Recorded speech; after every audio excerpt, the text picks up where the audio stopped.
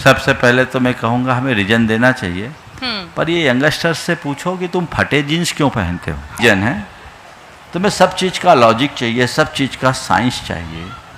क्यों ये फटीचर क्यों बने?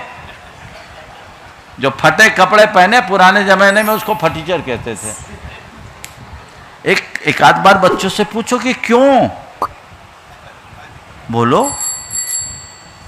फैशन के मामले में रीजन नहीं, धर्म के मामले में रीजन की बात होती है। यह आस्था की दुर्बलता है।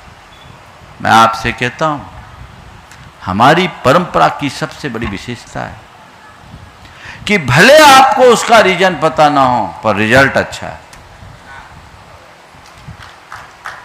अभी भावना योग लोग कर रहे हैं, मैंने भावना योग का पूरा विज्ञान लोगों को बताया, उसका साइंटिफिक विश्लेषण यहां हुआ। लेकिन मैंने कहा ये साइंटिफिक विश्लेषण तो उनके लिए जिनको दिमागी कसरत करना है, लेकिन उनको देखो जो भावना योग करके अपना जीवन बदल दिए और बड़ी बड़ी बीमारियों से मुक्त हो गए। उनको रीजन से मतलब नहीं, रिजल्ट से मतलब है। तो अच्छे कार्यों में रीजन में मत अटको, खोजो, मिले तो ठीक है, लेकिन पहले मुझे साबित करो तब हम करेंगे नहीं। पहले अनुभव करो, अपने आप काम हो जाएगा, विश्वास करो। जहां तक अष्टमी चतुर्दशी का, उसका एक रीजन है। आज से 35 साल पहले मैंने एक शोध लेख पढ़ा था। उस लेख का सार था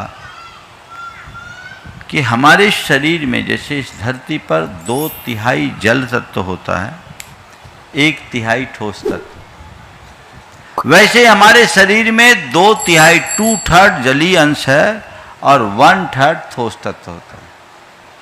जैसे चंद्रमा की कलाओं के प्रभाव से समुद्र का जल स्तर घटता बढ़ता है, वैसे ही चंद्रमा की कलाओं से हमारे शरीर का जल तत्व घटता बढ़ता रहता है।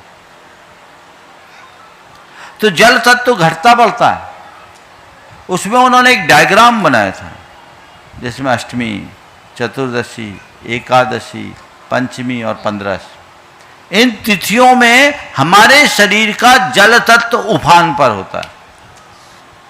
और ये रिसर्च था अमेरिका में कोल्ड की बीमारी का।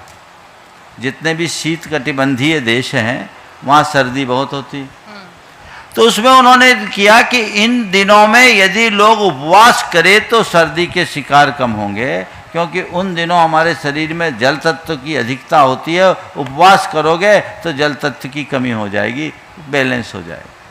उसमें उन्होंने इस बात को कोट किया था कि इसीलिए भारतीय परंपरा में और विशेषतया जैन परंपरा में अष्टमी और चतुर्दशी को उपवास किया जाता है। उपवास न करे तो एकासन कराया जाता है और हरी नहीं खाया जाता, ताकि कम से कम जल तत्व की पुष्टि हो और हमारे शरीर पर उसका कोई दुष्प्रभाव भी ना पड़े। ये विज्ञान है। बताइए, उनको वैज्ञानिक समाधान दिया जा सकता है, बशर्ते उन चीज़ों को जाने।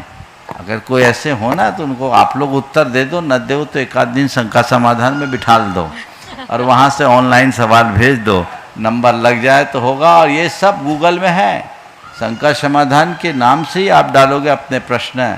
मैं इन प्रश्नों का उत्तर पहले भी दिया हूँ, आपको सुनिश्चित उत्तर मिलेगा। बच्चों को चुप मत करो, बच्चों को निरुत्तर कर दो। प्रणाम। क्या बोल रहा हूँ?